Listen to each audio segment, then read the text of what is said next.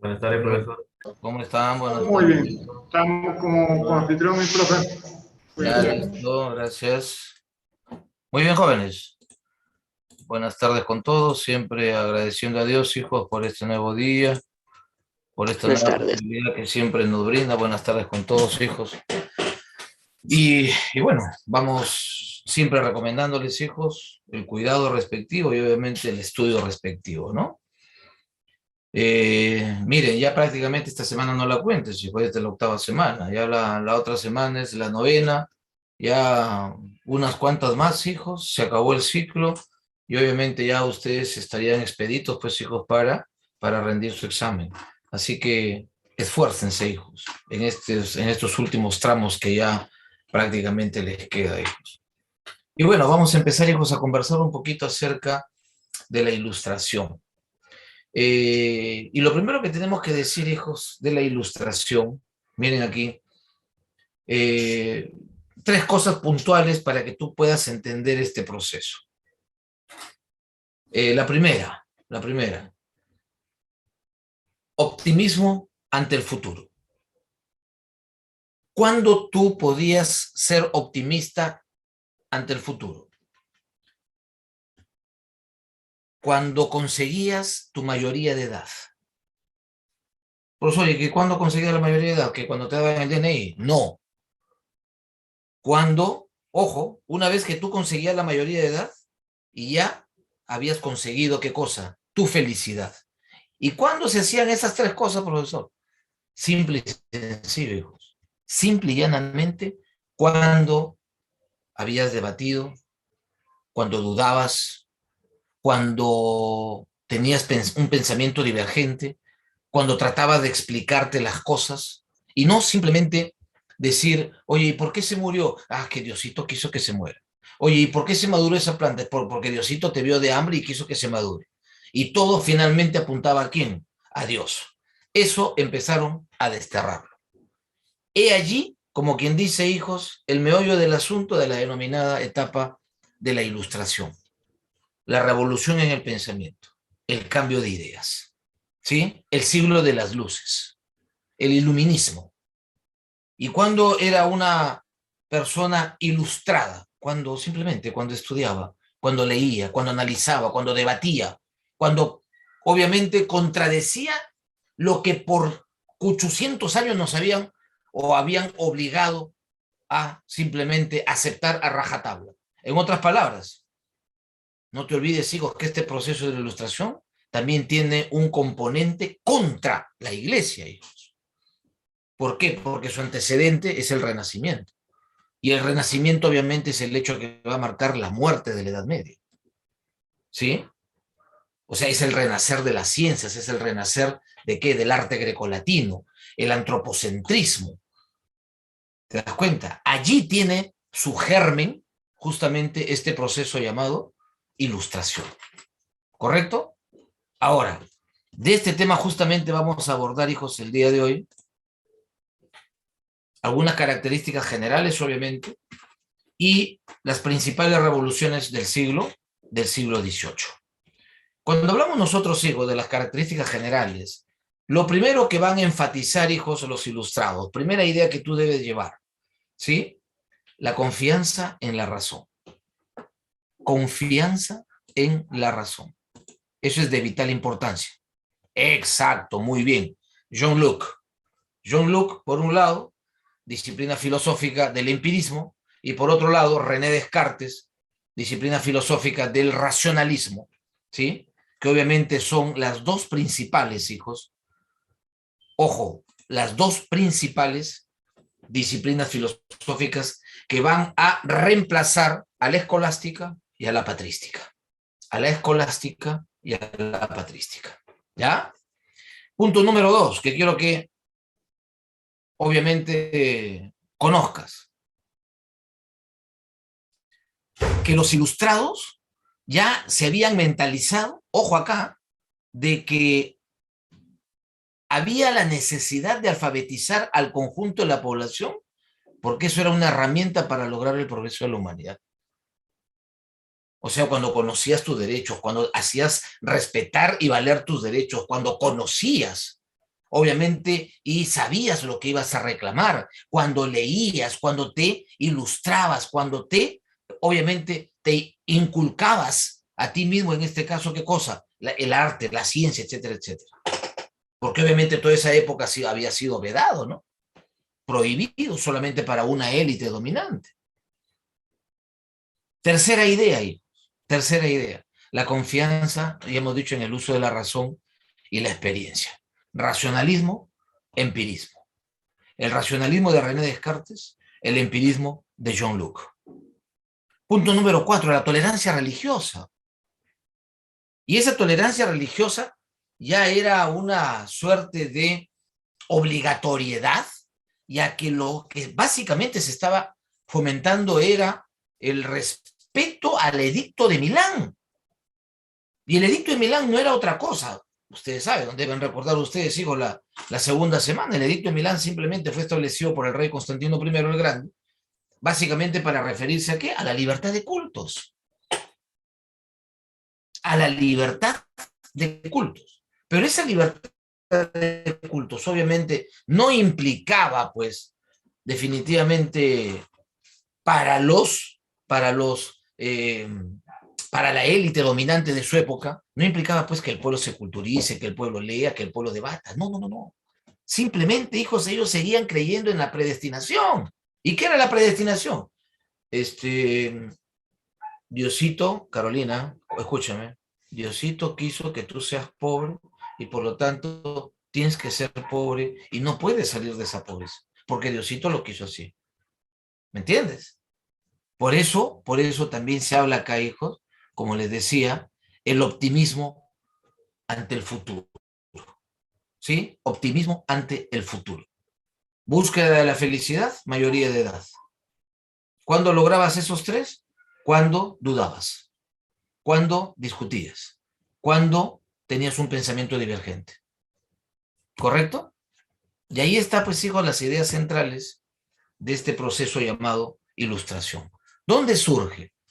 No te olvides, surge en Inglaterra. Su antecedente fue el Renacimiento. ¿Qué siglo? El siglo XVIII. Siglo XVIII. El padre de la ilustración, John Locke. ¿Qué disciplina filosófica profesaba? El empirismo, ya lo hemos mencionado. Se deja de lado, hijo, la escolástica y la patrística para dar paso, obviamente, al racionalismo y al empirismo. ¿Sí? Por eso, hijos, estos ilustrados mayormente buscaban alejarse, hijos, de lo místico, de lo abstracto. Incluso cuando digo lo religioso, no me refiero específicamente al deísmo, porque no hay que olvidar, hijos, que muchos de estos ilustrados creían en Dios, pero no creían en lo que el hombre, en nombre de Dios, había creado. Por ejemplo, el caso de Voltaire. Voltaire le echaba la culpa, hijos, de todos los males a la iglesia, de la sociedad, de todos los males de la sociedad, ¿no? A la iglesia. Porque ellos decían, eso no estaba inspirado, eso no era producto de qué, de una inspiración divina. ¿Ese producto de quién? De la creación humana. Por eso es que él dudaba, creía en Dios, pero obviamente no creía en lo que el hombre en nombre de Dios había creado, o sea, en su iglesia, en su jerarquía. Eso no creía. ¿Te das cuenta? Por eso allí el deísmo, ¿ya? Por eso ellos decían, un hombre ilustrado es un hombre iluminado. ¿Y contra quién se va a enfrentar ese hombre iluminado? A las doctrinas inamovibles de la iglesia. Bueno, supuestamente inamovibles, ¿no? Y obviamente se va a preocupar por buscar conocimientos a través de las nuevas formas del pensamiento, como por ejemplo, para llegar, decía, al conocimiento perfecto, obviamente, experiencia, razón, experiencia, razón, racionalismo, empirismo. ¿Ah? Y esto, hijos, va a ir de la mano, sobre todo, pues, de la divulgación del conocimiento científico, por ejemplo, de la matemática, de la física, de la química, de la astronomía, de la numerología de Newton. No nos olvidemos, hijos, que Isaac Newton, en base a esta numerología, él seguía pensando de que, bueno, el mundo se iba a acabar en 2060, por si acaso. Yo personalmente, hijos, sin exagerarte, 6 veces creo que ya he escuchado de que se acababa el mundo. 6 veces, creo, si mal no me equivoco. La primera vez fue el 2000, la segunda, según la filosofía egipcia, el 2001, la tercera, el 6 de junio del 2006, 666, ¿sí? Y les cuento así una anécdota a manera de curiosidad, ¿no? Justamente cuando yo estaba, hijos, en el aula 6, y era el 6 de junio del 2006. En esa época salíamos a las 8 de la noche, hijos. 8 de la noche salí.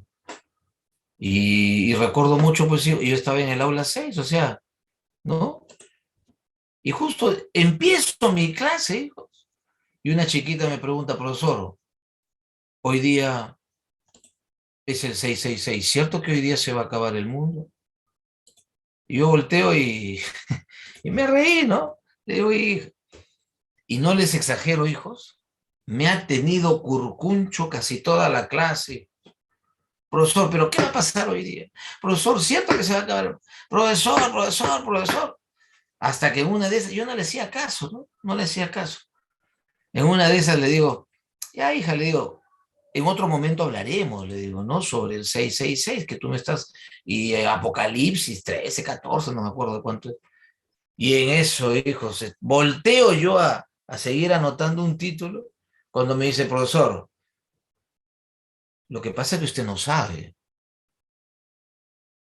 Y ahí es, hijo, donde a veces te dan en la noble, ¿no? Obviamente nosotros desconocemos muchas cosas, ¿no? Quien te habla desconoce mucho porque solo sé que nada sé. Y volteé y se me ocurrió hacerle esta broma. Le digo, lamentablemente, hija, pero así con sus cuchos, ¿no? Con su movimiento. Le digo, lamentablemente, hijita, le digo, tú estás permitiendo la llegada del fulano que vive abajo. Y empecé a conversarle, ¿no? Pero más que todo, como que dándole cierto componente de miedo, ¿no? Para dar miedo. Así. Le digo, supuestamente el diablo, pues, ¿no? El diablo. Y le digo, y tú has abierto el portal, lamentablemente. Tanto has querido que hable de esto, y tú has abierto un portal, hija. 10 para las 8, hijita, algo va a ocurrir. Al comienzo, hijos, los muchachos, profe, no va a ocurrir nada, profe. Van a ver, le digo. Pero yo lo hacía todo serio, ¿no? O hijos, y sin exagerarte, 10 para las 8, ¿qué crees que ocurrió? El timbre, no. A las 3 de la mañana durante 3 minutos. Así dicen, pero que a las 3 de la mañana es la hora un poco pesada, ¿no? Bueno, según creo que el exorcismo, ¿no?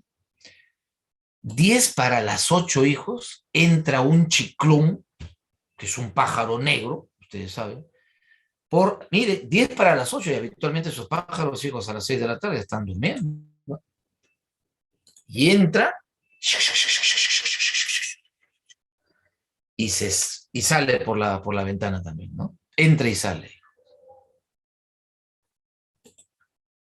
Ya te imaginarás tú, así, ya te imaginarás tú que de los 72 que estaban, hijos, en clase, solamente creo que 3 o 4 se quedaron en el aula y empezaron un griterío como no tienes idea. Incluso hasta yo salí con medio que no tanto me asusté, no, pero más que todo por los muchachos que empezaron a gritar, hijos. Terrible, ¿eh? Terrible, hijos. Ahora, hazlos volver a clase, pues, hijos. Claro, ya faltaba 10 minutos. Hazlos volver a clase. Fue terrible, sinceramente. Fue terrible. Y todo por una broma, hijos. Todo por una broma, ¿no? Por eso, mira, esa era la tercera vez que yo escuchaba que el mundo se acababa, después el 2012, después dijeron, no, no es el 12, sino el 12 hay que invertirlo, 2021, mire, y justo apareció el coronavirus, y así sucesivamente, hijos, y así sucesivamente, ¿no? Por eso, para la numerología de Newton, hijos, simple y llanamente, bueno, 2060 se acaba el mundo, ¿no? ¿Te das cuenta? Y si a esto le sumamos, hijos, los conocimientos astronómicos y matemáticos de quién, de Galileo Galilei, del propio Giordano Bruno, de Tycho Brahe, de Nicolás Copérnico, de Francis Bacon, etcétera, etcétera. O sea, oye, ese conocimiento, pues, hijos, va a ser determinante en este proceso de la ilustración. Por eso, decíamos, el siglo de las luces, el siglo de las nuevas ideas, el siglo del iluminismo, ¿correcto? Y no hay que olvidar, hijos, que esa búsqueda de la felicidad era cuando tú debatías, cuando tú dudabas. En esta época, hijos, mucho se va a dudar del origen divino de los reyes.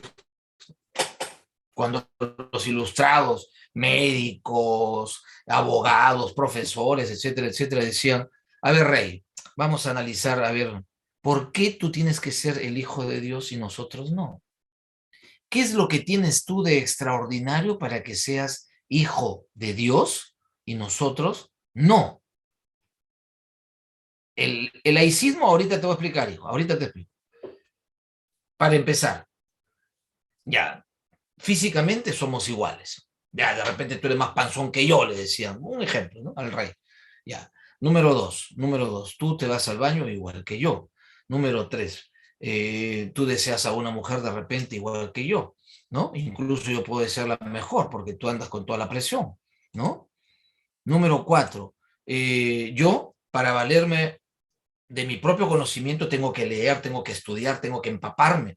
En cambio, tú tienes unas limitaciones porque necesitas a 18, 20, 30 personas a tu lado que son tus consejeros para que finalmente, pues, como dice el nombre, te aconsejen para saber qué es lo que vas a hacer.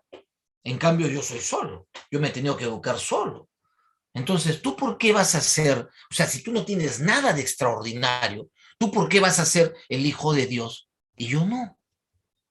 Por eso es que en esta época, hijos, se va a dudar del supuesto origen divino, hijos de los reyes. Se va a dudar. No olvidemos eso, ¿no? No olvidemos eso.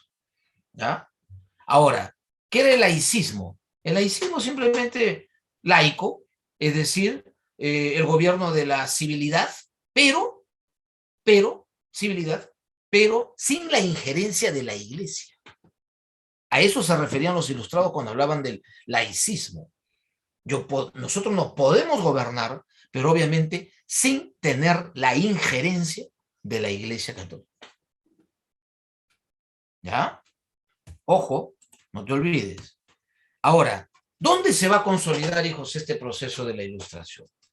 El proceso de la ilustración, hijos, se va a consolidar en Francia, sobre todo con la labor de los filósofos, de los economistas y obviamente los enciclopedistas, a la cabeza de Jean d'Alembert y Denis Diderot, que supieron, en este caso, condensar el conocimiento, hijos, en esta monumental obra llamada La Enciclopedia, y justamente a esa convivencia, hijos, entre el pensamiento ilustrado y estos monarcas absolutos, a esa convivencia se le va a llamar el despotismo ilustrado. O sea, fueron aquellos reyes, hijos, que dijeron, oye, la ilustración es buena, hay que permitir su entrada ¿a dónde? A mi reino. Pero no sabían que estaban cavando su propia tumba. ¿Por qué? Por una sencilla razón, pues, hijos. No nos olvidemos que en el pensamiento ilustrado, la forma de gobierno que se discutía mucho y que era la más dable, la más asequible, la más perfecta para su época, era la monarquía constitucional. No era una monarquía absoluta, era la monarquía constitucional. Es decir, bajo esa tónica de el rey reina pero no gobierna. ¿Te das cuenta? El rey reina pero no gobierna. Y un caso concreto, hijo, para que tú me entiendas nada más, hijo, cuando hablas, por ejemplo, de la monarquía española. Oye, van a donar $1.000.000 a la Huaca de la Luna. Mándalo al rey. Oye, va a haber un cambio de gobierno. Mándalo al rey. Oye, van a aplicar impuestos o van a ver si es que se salen de la Unión Europea. Ya, que eso lo decide el presidente. ¿Ven la diferencia, hijos? ¿Ven la diferencia entre lo que era una monarquía absoluta, donde toda la decisión la tomaba personalmente el rey, y una monarquía constitucional donde el poder del rey era limitado y obviamente el parlamento se sujetaba a los designios de una constitución? No olvidemos eso, por si acaso, no olvidemos eso. Ahora, Fíjense. ¿Quién es el rey, déspota ilustrado, hijos, por excelencia para el caso de nosotros, que obviamente éramos colonia de España? Obviamente es el rey Carlos III, ¿no? De la dinastía de los Borbones, de la dinastía de los Borbones, ¿ya? Es el rey Carlos III de la dinastía de los Borbones. Ahora, fíjense acá, hijos, fíjense acá. Ahí tenemos, hijos, algunas características del denominado despotismo ilustrado, ¿sí? ¿Cuáles fueron las principales medidas, hijos, que se tomaron? Repito, aquellos reyes que dijeron de que las normas, los preceptos de la ilustración son buenos y permitieron su ingreso, hijos, a sus reinos, pero repito, no sabían que estaban cavando su propia tumba, ¿sí? Por ejemplo, hijos, la burocracia y sobre todo el destaque, hijos, de la meritocracia, que hasta el día de hoy sigue prevaleciendo, hijos, hasta el día de hoy. Ahora, a mí me parece, hijos, increíble, acá nomás, por la Vía Real, hijos, hay donde están necesitando jóvenes, ¿sí? Y leí ahí, se necesita jóvenes para expender gasolina, pero que pedían como requisito, hijos, imagínate, tener algunos ciclos de universidad. Y yo decía, pero, ¿cómo? ¿Pero por qué? O sea, si se supone que solamente vas a coger la gasolina y vas a echar, ¿no? No, hijos. Antes se pensaba eso. Ahora mucho ya los empresarios, para este caso o para este rubro, ya utilizan pues el criterio ya del buen trato, por ejemplo, al cliente. ¿Te das cuenta? Y eso supuestamente, pues, una persona culta, una persona leída, una persona por lo menos educada. Esa es la concepción que se maneja. No te olvides, ¿eh? Por si acaso. Por eso, cuando hablamos de esta meritocracia, hijos, miren, una vez que ustedes ingresan, hijos, estudian toda esa cuestión, terminen su carrera y ya vayan pensando, hijos, de antemano en una maestría, hijos. De antemano piensen en una maestría. Si es que quieren, obviamente, ir ascendiendo en sus respectivas carreras, hijos. Una maestría, definitivamente, definitivamente. Meritocracia, ahora se valora la meritocracia. Mira, desde esta época del despotismo ilustrado era común, ¿no? En la economía, hijo, la libertad del comercio, la libertad de la propiedad, el fomento de la industria. En justicia, ¿cómo no hablar de la abolición de la tortura, las limitaciones en la pena de muerte? Fíjate, en religión, ¿cómo no hablar? Pues, hijo, cuando hablamos sobre todo, pues, de la doctrina regalista. Y la doctrina regalista, hijos, básicamente es la que motiva mañana más tarde, pues, la expulsión de los jesuitas, ¿ah? No te olvides. ¿Por qué? Porque justamente el rey Carlos III querían tener ellos un control más efectivo, sobre todo de las actividades económicas de quién, de esta congregación religiosa, que eran los jesuitas. Y como no se ponen de acuerdo, finalmente, ¿qué tuvieron que hacer, hijos? ¿Sí? No piden años laborales, por si acaso, no piden ningún requisito, solamente que tengas tu bachiller, nada más, para que tú puedas acceder a postular a una maestría, ¿no? Solamente tu bachiller, o sea, es el indicador de que ya has terminado tu carrera, pues, ¿no? Nada más, eso es lo único que te piden, no te piden años de servicio, ¿sí? Muy bien, muy bien. Ahora, no nos olvidemos, hijos, de esta doctrina regalista que va a motivar, pues, hijos, un enfrentamiento también entre la realeza española con el papado, ¿no? Cuando terminaron expulsando, pues, hijos, de España y de América a los jesuitas, ¿sí? A los jesuitas, que era una de las congregaciones religiosas, hijos, que más se preocupaba, pues, por la educación de los desposeídos, ¿no? Y miren ustedes, ahí tenemos el caso de Federico II de Prusia, por ejemplo, lo que hoy llamaríamos, hijos, parte de Alemania actual, ¿no? Ahí tenemos, por ejemplo, hijos, la tolerancia religiosa. María Teresa de Austria, hijos, que controló a la iglesia, hijos. O sea, la iglesia estaba supeditada ¿a qué? Al Estado, hijos. En este caso, pues, a la monarquía. Por eso también el enfrentamiento con el papado. El caso de Catalina II, hijos, cuando, no te olvides, mire ese fomento del desarrollo industrial. En España, el rey Carlos III, que decretó el libre comercio, la expulsión de los jesuitas, la abolición de los corregimientos, la implantación de las intendencias, ¿sí? Por poner algunos ejemplos, ¿no? Ahora, el papel, hijos, sobre todo de estos filósofos.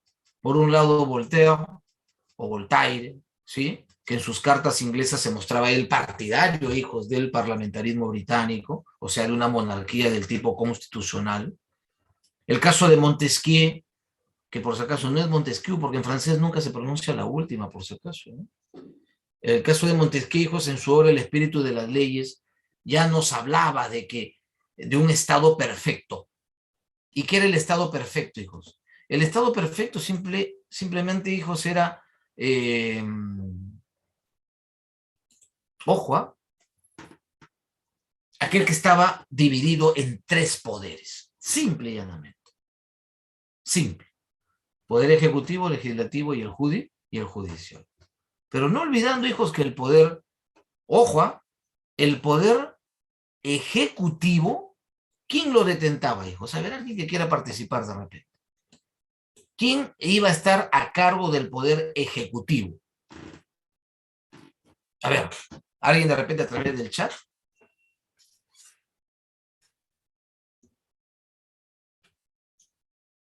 A ver. Exacto. Justamente el poder ejecutivo, hijos, lo iba a detentar ¿quién? El rey. Pero repito, el poder legislativo, había un congreso de por medio. Por lo tanto, y ese congreso le hacía caso a qué? O se basaba en una constitución. En una constitución. ¿Correcto? En una constitución. ¿Ya? No se olviden eso, ¿ya? Y Rousseau, Juan Jacobo Rousseau, que nos hablaba, pues, hijos, en su obra El contrato social, de una famosa expresión que hasta ahora sigue vigente, cuando dicen, el hombre nace bueno, la sociedad lo corrompe, dice, ¿no? Pero ustedes saben de que ya la psicología ha demostrado, hijos, que hay un componente también, y la genética, ¿no? Hay un componente genético importante, ¿no? Cuando hablamos sobre la transmisión, pues, hijos, por ejemplo, la transmisión de vicios, por ejemplo, ¿no? Y aquí en el contrato social, hijos, mira la importancia, hijos, la importancia del contrato social. Cuando nos hablaba Rousseau, decía él, simplemente, tú eres un candidato. Tú ofreces que vas a hacer tal cosa para que ganes las elecciones. Atraes a tu gente, atraes a tu elector. Tu elector vota por ti. Tú ganas y finalmente no cumples, hijos, simple y llanamente, hijos, se anula el contrato. Se anula el contrato. Hay destitución de por medio, ¿sí? Y se elige a otra persona que realmente cumpla con lo que está ofreciendo. Yo pregunto, hijos, si nosotros aplicáramos, por ejemplo, este contrato social hoy en día en nuestra clase política, en nuestra faunística política que tenemos hoy en día, hijos, simplemente a todos los políticos los mandáramos a su casa, hijos. ¿Te das cuenta? Y yo siempre recuerdo, hijos, una caricatura de la época. No voy a decir nombres, hijos, es el nombre de un expresidente, hijos, que, bueno, él no tenía las riendas, hijos, del gobierno, lo tenía su mujer. No voy a decir nombres, ¿ya?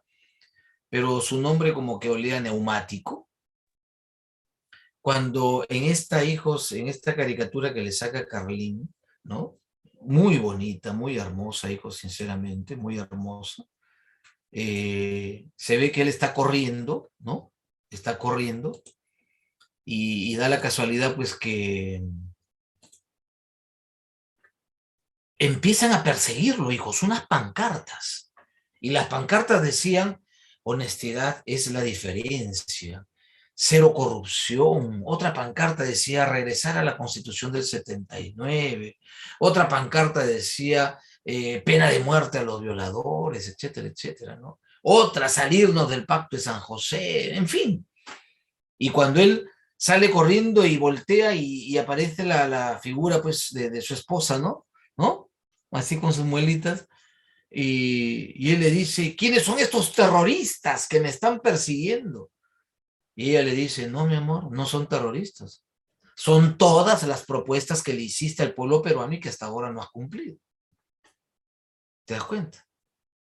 Por eso les decía, hijos, si aplicáramos nosotros el contrato social de Rousseau, donde obviamente se manifiesta, pues hijos, la soberanía popular, otra de repente sería la historia de nuestro país, hijos. Otra de repente sería la historia de nuestro país. ¿Ya? Muy bien. Ahora, ¿cuál es el papel que va a jugar, hijos, la burguesía, sobre todo, en estas tres principales revoluciones, hijos, acontecidas en el siglo XVIII? Por un lado, una de índole netamente cultural, hijos, que es la primera revolución industrial, y dos de índole político, económico, social, que es, por un lado, la independencia de las 13 colonias y por otro lado, la Revolución Francesa. Cuando hablamos, hijos, de la primera revolución industrial, ideas claras, ideas concretas. También surge en Inglaterra, siglo XVIII también. No coloco años, y ya les voy a explicar por qué.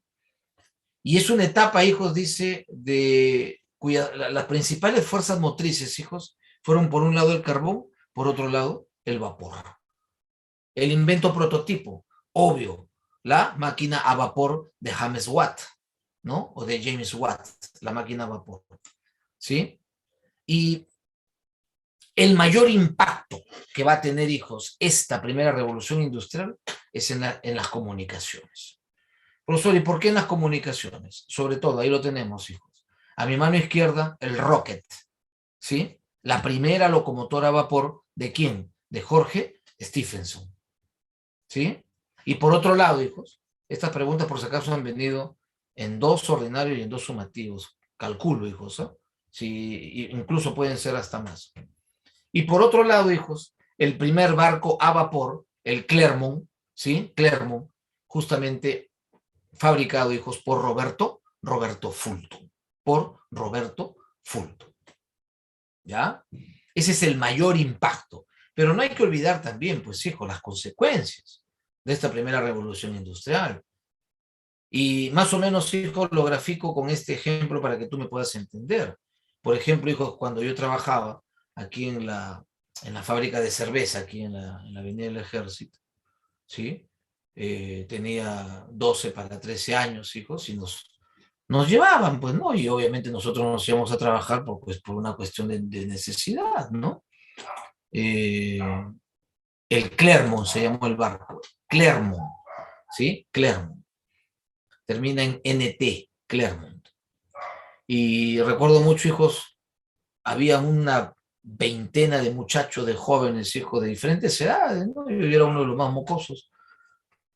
Y nos íbamos en un serpentín que venía la cerveza y nosotros cogíamos, hijos, 3 cervezas en cada mano, 3 en la otra, son 6, plum, plum, una caja, luego apilábamos 10 cajas más o menos y luego a llevarlo al almacén. Esa era nuestra chamba, hijos. Pero un día llegamos, hijos, ¿sí? Un día llegamos y nos dicen que pasemos al comedor, nos dieron sándwiches de pavo, me acuerdo que eso era milagro, ¿no? Con unas guaranás que eran unas botellas de vidrio, y para decirnos, hijos, de que nos estaban despidiendo.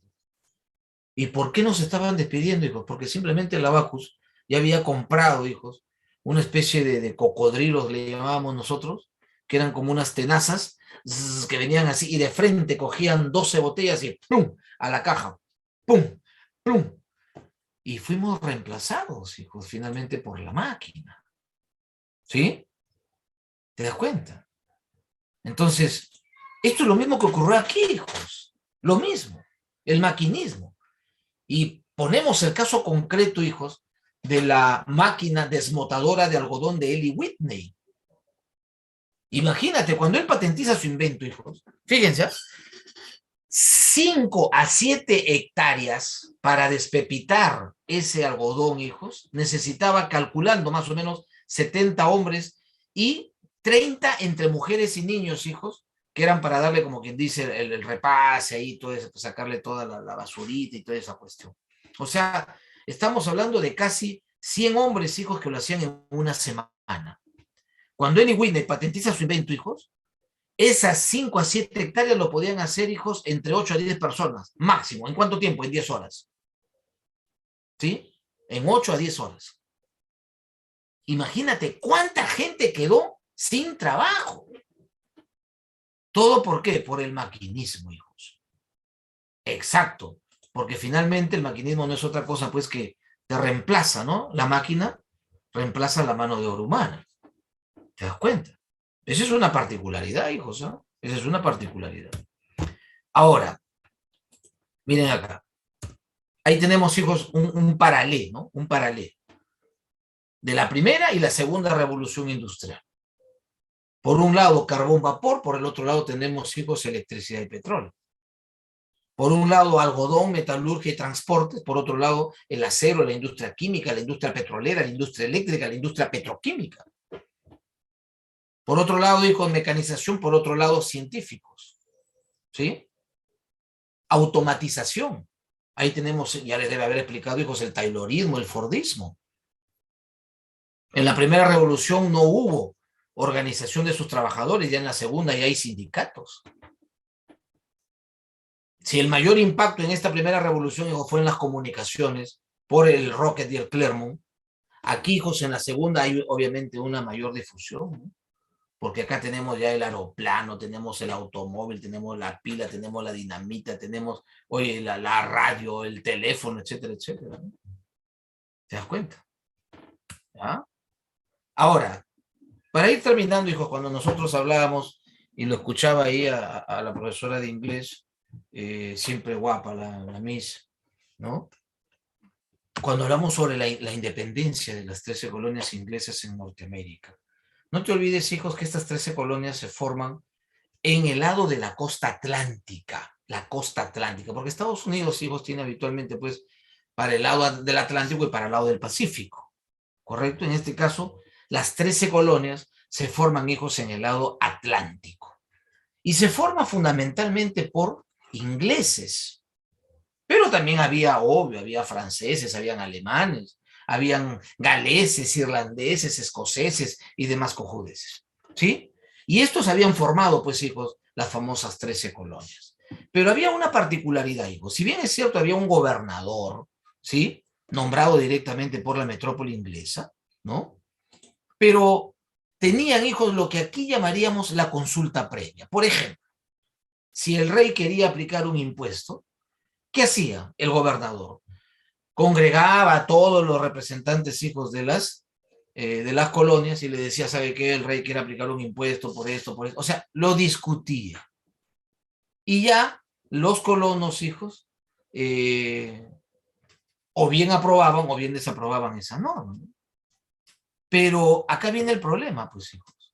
Cuando Inglaterra se enfrasca en su guerra de los 7 años, de 1756 hasta 1763, contra Francia. Que nadie niega, hijos, nadie niega, ya, perfecto. Inglaterra fue la vencedora, ¿no? Vence, hijos, a Francia. Pero un detalle interesante, hijos, que ustedes deben saber. El costo fue demasiado elevadísimo, hijos, el costo. Entonces, para salir de su crisis, ¿qué hace, hijos? Inglaterra decide aplicar impuestos. ¿Pero impuestos a quién? A las emergentes colonias, hijos, cuya economía, hijos, sobre todo, pues, la principal, que fue la economía del tabaco, pero también, oye, tenemos artesanos, tenemos allí pescadores, en fin. Oye, habían logrado, pues, hijos, un desarrollo y un despegue económico sorprendente, que incluso algunos economistas lo equiparan, pues, junto con la metrópoli. Entonces, se le aplican los impuestos, hijos, que obviamente ellos reclaman y toda esa cuestión, para finalmente, hijos, el rey anular algunos impuestos, menos el impuesto que tanto exigían ellos que se derogue, que era el impuesto al té, hijos, el impuesto al té. Pregúntale a tu mamá, pregúntale a tu papá de repente, si ya frisan más o menos de mi edad, ¿por qué las abuelitas utilizaban o tenían, hijos, ahí en su vitrina unas tacitas de té así chiquitititas? ¿Por qué? Porque era un lujo, hijos, tomar té en esa época. Esa mujer que claro, yo compro una, oye, de 10 céntimos, hijos, y me alcanza para 5 o 6 tazas, ¿no? Y le echo limón para que le dé más sabor todavía. Exacto. Ese tecito, hijo, pero en esa época era carísimo, hijos. Entonces, como no escucharon, hijos, los reclamos de los colonos, ¿qué hacen los colonos vestidos de pieles rojas, hijos? ¿Sí? Terminan por arrojar un cargamento de té al mar. En esa época valorado en $1.000.000, hijos. En esa época, hecha pluma. Entonces, eso va a motivar, hijos, la dureza, hijos, de la reacción de la corona británica, que finalmente, hijos, hace que se forme el primer Congreso Constituyente, hijos, y luego donde exigían el respeto a sus colonias. Luego se va a formar el segundo Congreso, hijos, donde ya van a exigir de alguna otra manera la conformación, en este caso, de un ejército netamente de colonos, ¿sí? Aquí no te olvides, por ejemplo, surge la figura de George Washington, ¿no? De Washington. Y en el tercer Congreso, hijos, de Filadelfia ya lo que se logra, pues básicamente es el 4 de julio de 1776, la jura de la independencia, ¿no? La jura de la independencia. Obviamente la corona no lo iba a aceptar, hijos, y finalmente, ¿qué hace la corona? Termina, pues, hijos, por enviar sus ejércitos. Los colonos reciben la ayuda, hijos, de España y de Francia, que eran enemigos de Inglaterra, y finalmente en la batalla de Yorktown, 1781, Inglaterra es derrotada, y en 1783 el rey Jorge III firma, hijos, firma el reconocimiento en la paz de Versalles, de la independencia de lo que ya empieza a llamarse, hijos, los Estados Unidos de América, ¿no? Los Estados Unidos de América. Y finalmente van a tener su primera constitución, donde el primer presidente obviamente fue Jorge Washington, o George Washington, ¿sí? Y terminamos con esto, hijos, en estos 3 minutos que nos quedan, hablar de la Revolución Francesa. Imagínate, gobernado por Luis XVI, hijos, y su esposa María Antonieta, apodada Madame Déficit. Imagínate una pirámide social, hijos.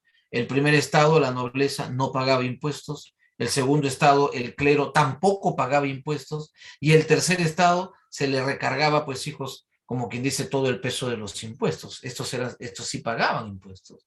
O sea, de antemano ya tú sabes que esa desigualdad social y esa demasiada, hijos, diferenciación social va a motivar, pues, hijos, que finalmente se termine con la toma de la Bastilla, ¿cierto? La toma de la Bastilla. Ahí tenemos, hijos, la arbitrariedad de un absolutismo monárquico. Imagínate, hijos, para que tengas una idea, cuando hacían sus fiestas, hijos, que duraba, el mínimo era 5 días, ¿no? El mínimo, 5 días, ¿ya? 5 días. Y vamos a ver, hijos, miren, que en esta época, hijos, cuando ya terminaban las fiestas, abrían primero lo sobrante, se lo daban a los perros primero, luego a los caballos y finalmente abrían, hijos, para el pueblo. Y eso es lo que llama la atención, ¿no? Eso es lo que llama la atención. Por eso uno decía, oye, espérate, aguanta. ¿Por qué primero los perros? ¿Por qué primero los caballos? Y luego ya a los seres humanos, que el perro y el caballo de alguna otra manera pues estaban por encima de los seres humanos, y para ellos sí, hijos. Entonces, esta situación, hijos, simplemente ya no podía ser tolerable. Entonces se va a convocar, hijos, a los estados generales, que era la reunión de los 3 estados, ¿sí? El primer estado, el segundo y el tercero, pero finalmente, hijos, se produce el problema del voto, no llegan a ningún acuerdo, hijos. Se anula los estados generales y el tercer estado, hijos, sesiona aparte en la llamada sala del juego de la pelota, ¿sí? O Asamblea Nacional, como quiera denominarle, donde los revolucionarios, hijos, juran no disolver la asamblea hasta dar una constitución para Francia. Tal fue, hijos, fue su fuerza, que finalmente el rey convocó a la asamblea constituyente, pero lo primero que hace, destituye a Necker. Necker era un economista, hijos, que se había convertido en lo que ellos llamaban el ángel del pueblo. Él decía, por ejemplo, quien más tiene, más debe pagar. Lo destituye y obviamente el populacho, hijos, termina tomando la Bastilla. La Bastilla era un viejo castillo feudal, sí, ese 14 de julio de 1789, que es la fecha ícono de la Revolución Francesa, ¿sí? El 4 de agosto, hijos, se decretó la abolición del antiguo régimen, se suprime el feudalismo, se proclama la Declaración de los Derechos del Hombre y del Ciudadano, hijos, que es la base de todas las constituciones que hoy tenemos, por ejemplo, ¿sí? Se establece la monarquía constitucional, el rey intentó escapar, lo atraparon y finalmente firmó la Constitución de 1791. Había partidos políticos, porque obviamente hay un parlamento, y el partido político dominante, hijos, fueron los jacobinos de Maximilián Robespierre. Y cuando se enteran de que Austria y Prusia, hijos, estaban complotando contra los revolucionarios y terminaron siendo derrotados en la batalla de Valmy, simplemente, hijos, aquí en la convención, al rey Luis XV lo terminaron, hijos, por cortar la cabeza. Se implanta la república, se elimina, hijos, la monarquía, ¿sí? Que si bien es cierto, hicieron obras, el Museo del Louvre, la Escuela Normal de Varones, por ejemplo, ¿no? El calendario revolucionario, pero ya simplemente la revolución se había desbordado, hijos. Viene la etapa del directorio, no soluciona el problema, viene el consulado, aquí uno de los cónsules, porque fueron 3, es Napoleón, pero en 1804 se proclama emperador, y vamos a ver, pues, hijos, que eso le va a durar hasta 1815, cuando termina siendo derrotado en la batalla de Waterloo, encerrado, hijos, primero en la isla de Elba, porque de ahí se escapa, y luego en la isla Santa Elena, donde va a morir en 1821, hijos, a escasos, hijos, días nosotros de celebrar nuestra emancipación. Muy bien, jóvenes, aquí nos vamos a quedar. Ya está entrando su profesor. Un abrazo, hijos, bendiciones a todos. Cuídense mucho, hijitos. Hasta luego. Profesor, gracias. Hasta luego, profesor. Gracias, profesor. Muchas gracias.